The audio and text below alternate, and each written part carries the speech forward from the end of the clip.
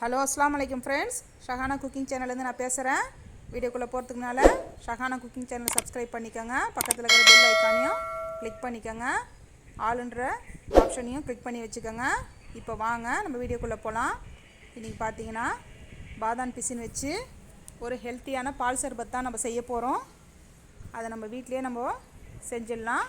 ரொம்ப ஹெல்த்தியாகவும் ஹைஜீனிக்காகவும் நம்ம வீட்டிலே செஞ்சிடலாம். இப்போ வாங்க இதுக்கு தேவையான சாமானை பார்க்கலாம். நாகப்பழ எசன்ஸ் எடுத்துருக்கேன் நான். பால் பார்த்திங்கன்னா 1/2 லிட்டர் பால் நல்லா திக்காக காய்ச்சி ஃப்ரிட்ஜில் வச்சு எடுத்து வச்சுருக்கேன்.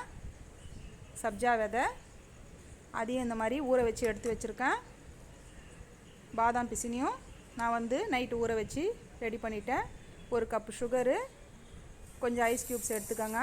இப்போ ஃபஸ்ட்டு 1 கப் சுகரை அந்த பாலில் நல்லா கூலிங்காக இருக்கிற பாலில் நல்லா இந்த மாதிரி கலந்து விட்டுக்கோங்க. அது நல்லா சர்க்கரை கரையணும், அந்தளவுக்கு மிக்ஸ் பண்ணிக்கோங்க. ரொம்ப திக்காக இருந்தால் பால் பால் சர்பத்துக்கு சூப்பராக இருக்கும். இப்போதும் நம்ம எடுத்து வச்சுருக்க எசன்ஸை ஊற்றிக்கலாம். எசன்ஸ் பார்த்திங்கன்னா நாகப்பழ எசன்ஸ் பார்த்திங்கன்னா நான் ஒரு 6 டேபிள் ஸ்பூன் ஊற்றிருக்கேன். திக்கான பால் எடுத்து இந்த மாதிரி ஒரு 6 டேபிள் ஸ்பூன் ஊற்றிங்கன்னா கரெக்டாக இருக்கும். இப்போ அதையும் நல்லா நம்ம மிக்ஸ் பண்ணிக்கலாம். இந்த அளவுக்கு திக்காக இருக்கணும் பால், பாருங்கள். அடுத்ததாக நம்ம இந்த மாதிரி நல்லா பொறுமையாக சர்க்கரை எதுவும் இல்லாத நல்லா கரைச்சிக்கோங்க. இப்போ பாதாம் பிசின் பார்த்திங்கன்னா நான் 3 டேபிள் ஸ்பூன் போடுறேன். பசங்க கேட்டாங்கன்னா கடையில் வாங்கி கொடுக்காதீங்க. இந்த மாதிரி வீட்லேயே நம்ம ஈஸியாக ரெடி பண்ணிடலாம். உடம்பு ஹீட்டுக்கெலாம் ரொம்ப நல்லது. வயிற்றில் புண்ணு, வயிறு சூடு எதனா இருந்ததுன்னா இந்த மாதிரி செஞ்சு குடித்தோம்னா உடனே நல்ல பலன் கிடைக்கும்.